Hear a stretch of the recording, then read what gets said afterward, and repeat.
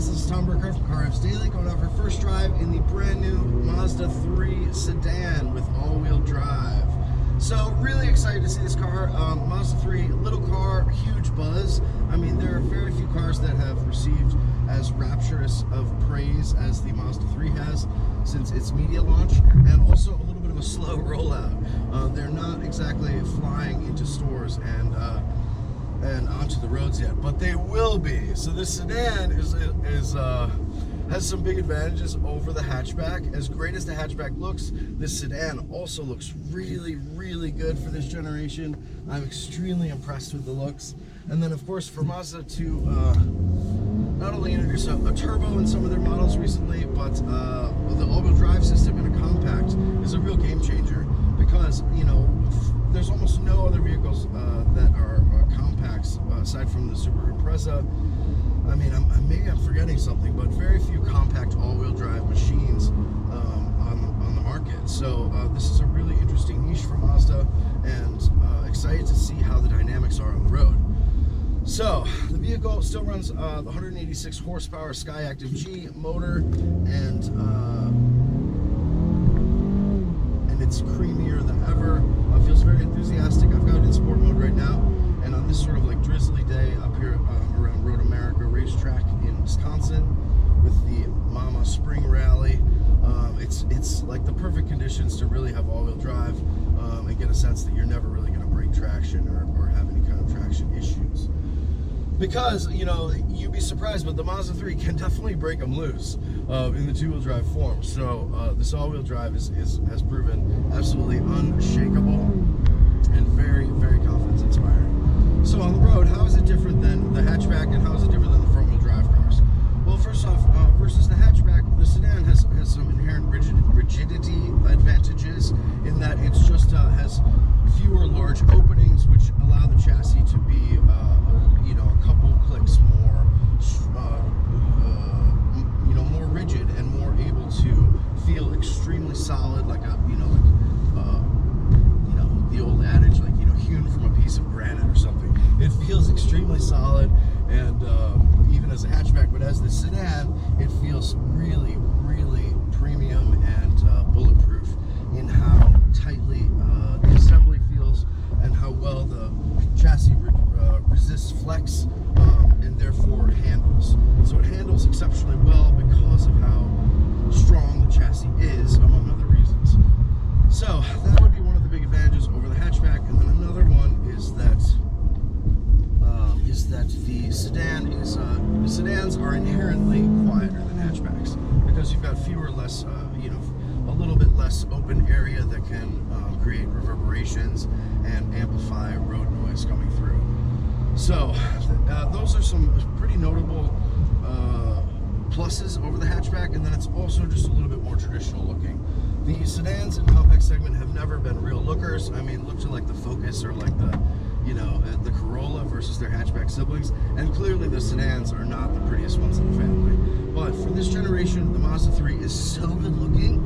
It looks so good, and particularly the hatch. But for the sedan, it really looks mature and large. It looks, if you didn't know it, you'd think this was a Mazda 6, because that's how convincing and premium and large the roofline and overall sedan elements look and feel. So those are all really, really good things. And then getting out on the road, obviously this is where Mazdas really can earn their chops, and the reason that Mazdas are so well loved and bringing life to their Feel Alive slogan. So having said all that, how does this Mazda actually deliver?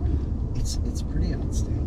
I'm really amazed at how refined it is. It feels easily as insulated and luxurious as the new BMW 330 that I was in, which is, you know, a cool 20,000. Oh, there it is. There's a 330 extra. You know, cool $25,000 more expensive, but this car feels nearly as good in its refinement, its silence, and overall approach to driving.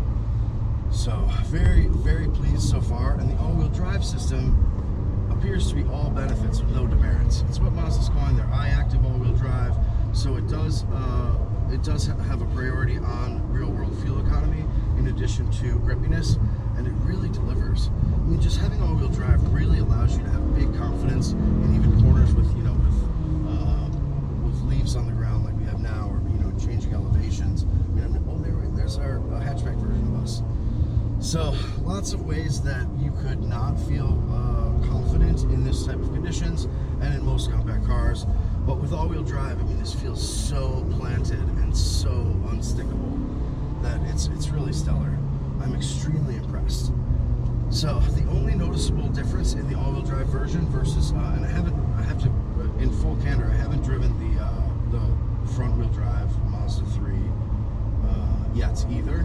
So it could feel just as good, but the steering feels really awesome in this all-wheel drive version, which is fantastic because steering is somewhere that all-wheel drive cars can really lose a little bit of panache.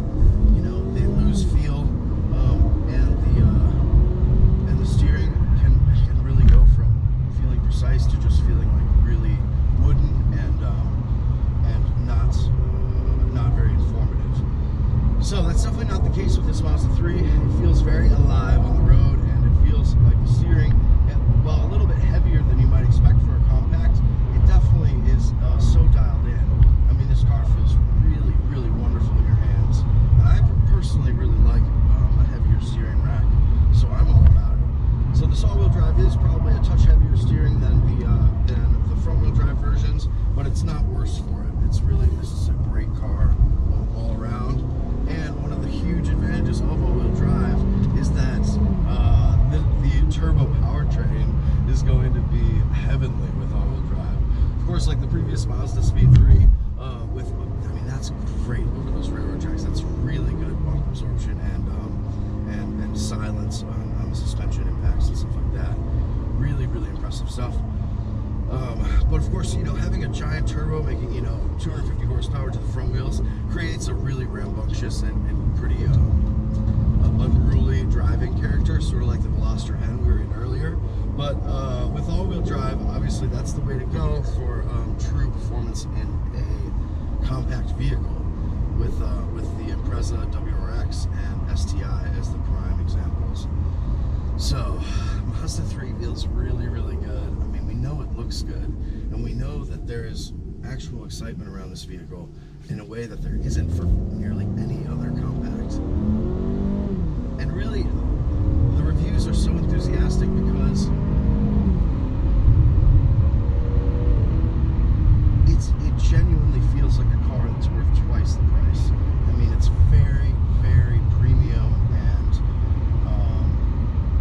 serene, but with a little bit of a sporty edge. It's got bite. I mean, this car can definitely handle, can definitely corner, and has none of the sort of like blahs that afflict many vehicles, such as the Corolla and the Sentra and vehicles of that nature.